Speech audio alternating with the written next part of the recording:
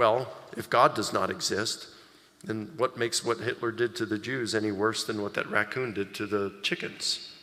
It's just nature, right? Survival of the fittest. There's no right and wrong.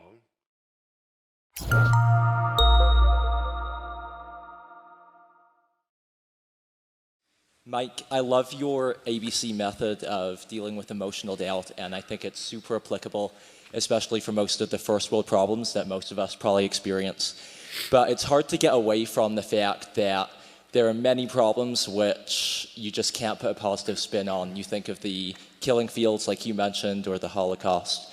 So can you talk a bit more about how you deal with those events which you can't just put a B positive spin on, and especially maybe just how you deal with a friend who's maybe just gone through something which, from our perspective, is just impossible to gain a handle or any kind of positive spin on?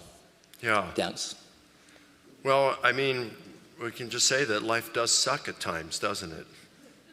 It just is nasty, and bad things do happen. In terms of the Holocaust, I've thought about that some.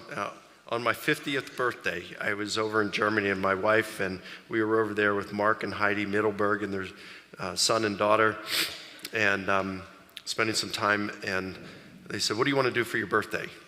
Big day, 50th birthday. What do you want to do? And we were in Munich, and I said, I want to go to Dachau. I want to go to the Dachau concentration camp. I'll never forget it. They said, "Why would you want to do that on your 50th birthday?" I said, "Because I'll never forget it." And I went there, and it was just the most sobering day of my life to see the stuff and learn about the stuff that had happened at Dachau. And you got thinking about that, why would God allow something like that? And what would something that haunted me then, that haunts me to this day, what would I have done had I been a clergy then? If I come out and speak against the Nazis, I'm going to be put in a camp like Dachau. And speaking against the Holocaust isn't going to do any good. It's not going to do anything. And so all it is going to result in is misery in my life. Plus then my family won't have any income coming in. It's going to hurt them. And you could justify not doing it. It's like, well, I don't know what I would have done. It haunts me. But I get thinking, well, why would God allow something like that? And I remember talking, we had a fix-it man. I am not a fix-it man. I can't do anything. I mean, nothing. And my wife teases me about that.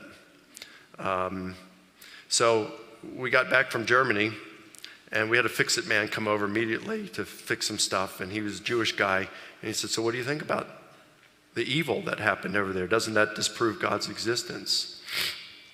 And I said, "Well, not really." He said, "Why not?" And I said, "Well, let's just say God doesn't exist, okay?" So I was talking to someone, maybe you're in here, I think it was yesterday, where you had some chickens and a raccoon came in and killed all the chickens, And so that was something that happened that put you back, and you'd say, well, but was that a moral evil? And you'd say, no, it's, I feel sad for the chickens, but the raccoon, it's just nature. It's just what they do. It's not really evil that he did that, you could say.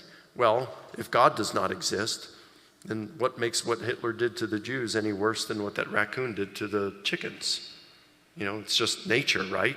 Survival of the fittest. There's no right and wrong. We could invent morals, but it doesn't mean that something is really right or wrong. It just means we've said that we're not going to do this so that we can live more at peace. But there's nothing intrinsically wrong with what Hitler did in killing the Jews, gypsies, homosexuals, and all of that.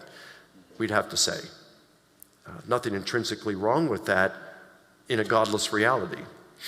So it's more difficult for an atheist to deal with the evil than it is for the Christian. But then I would look at it and say, well, how would I deal with it? Well, number one, it does seem to suggest that objective moral values exist, and that cannot exist apart from God's existence. So that's one thing I'd say.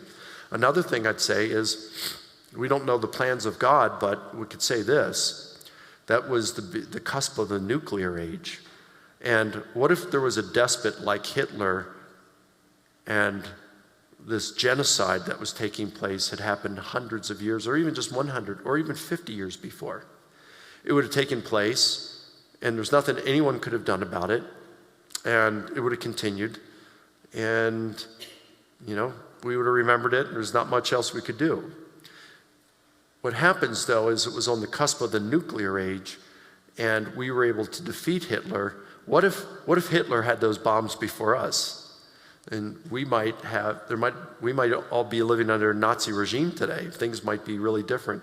So God has his timing and everything, and it may be that he put it just then, Hitler doing this to the Jews, and allowed it to happen just then, so that we would come in and destroy Hitler before he could get nuclear bombs, and it wouldn't be forgotten. It'd be like, we can never allow something like this to happen again. But it would have had to have been at that particular point in history. So God may have allowed something super evil to happen to avoid even worse evil in the future. So, it's pure speculation. That's all we can do, But that's some of the thoughts that I might have about something like that.